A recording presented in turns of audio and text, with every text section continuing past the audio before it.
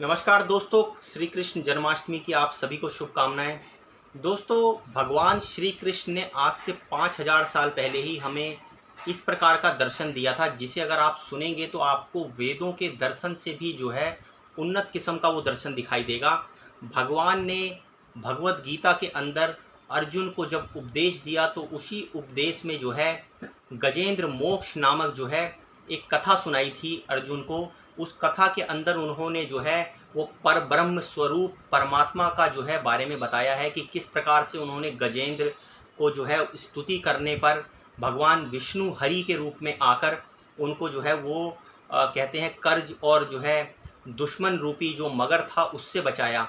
दोस्तों, अगर आप इस के बारे में और ज़्यादा डिटेल में जाकर गजेंद्र मोक्ष के बारे में अगर आप पढ़ेंगे तो आपको पता चलेगा कि आज से 5000 साल पहले भी भारत में इतने उन्नत किस्म के दर्शन हुआ करते थे, जो शायद आज भी हम लोगों के लिए सोचना जो है वो बहुत विरली ही बात होगी। लेकिन दोस्तों, आज बात उससे भी जो है बाहर की निकल के कि दोस्तों 5000 साल पहले भी हमें ज्योतिष के ऐसे प्रमाण मिलते हैं जिनको सुनने और जानने के बाद जो है हमारे रोंगटे खड़े हो जाते हैं।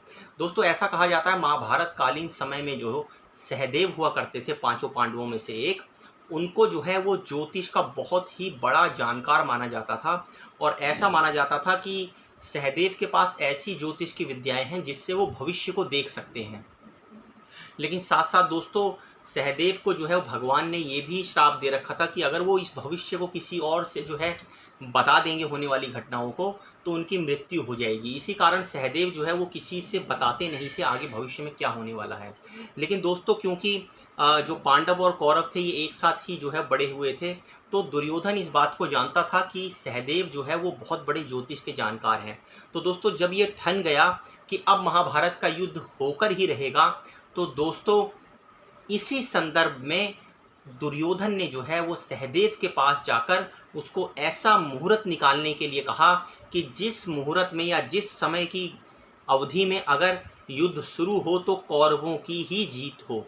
दोस्तों, क्योंकि सहदेव झूठ नहीं बोलते थे और अपनी विद्या का सम्मान करते हुए उन्होंने जो है वो दुर्योधन की पूरी मदद करी। उनका जो है वो समय का वो कालखंड निकाला, वो मुहूर्त निकाला कि जिसमें अगर महाभारत का युद्ध होता तो कौरवों की 101% ही जीत होती और स्वयं भगवान भी आकर उसको बदल नहीं पाते।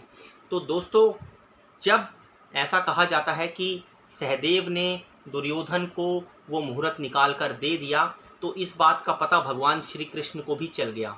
दोस्तों, भगवान जानते थे कि अगर उस समय के कालखंड में युद्ध होगा तो कौरवों की जीत निश्चित हो जाएगी।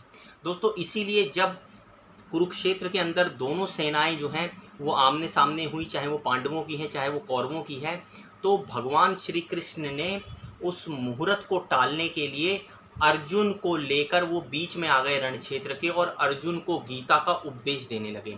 और दोस्तों, अर्जुन को ऐसा कहा जाता है कि भगवान कृष्ण ने गीता का वो उपदेश तब तक दिया जब तक वो मुहूर्त, वो कालखंड टल नहीं गया। दोस्तों, उसके बाद जो है उन्होंने अपना उपदेश ख़त्म किया और वापस अपनी जगह पे आ गए, जिसके बाद जो है वो युद्ध शुरू हुआ।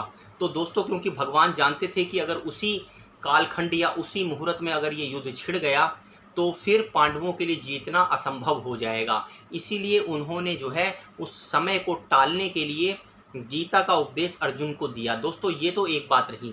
उसके साथ साथ गीता का उपदेश देने का मकसद ये भी था कि आने वाली पीढ़ियाँ कहीं ना कहीं उससे जो है वो शिक्षा ले सकें और कहीं ना कहीं अपने कर्म को जो है वो प्रधान मानकर अपने भाग्य के भरोसे कभी भी ना बैठें। क्योंकि दोस्तों, गीता का उपदेश जब आप सुनोगे तो उसमें भगवान श्री कृष्ण स्पष्ट कहते हुए मिलते हैं कि कर्म किए जा फल की इच्छा मत करे इंसान, जैसे कर्म करेगा वैसे फल देगा भगवान। कहने का मतलब ये है कि आप कर्म किए जाइए बगैर फल की इच्छा किए। और फल की इच्छा करने का मतलब ये नहीं है कि आप ये भूल जाएं प्रकृति अपने हिसाब से कब आपको वो वापस करना है, कब आपको वो रिटर्न करके देना है, वो अपने आप से चुनाव करके आपको वापस देगी।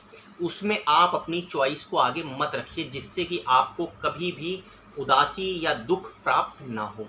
दोस्तों, आशा करते हैं आज की इस वीडियो में कुछ रोचक जानकारी दी होगी। अगली वीडियो में फिर मिलेंगे, तब तक के लिए धन्यवाद।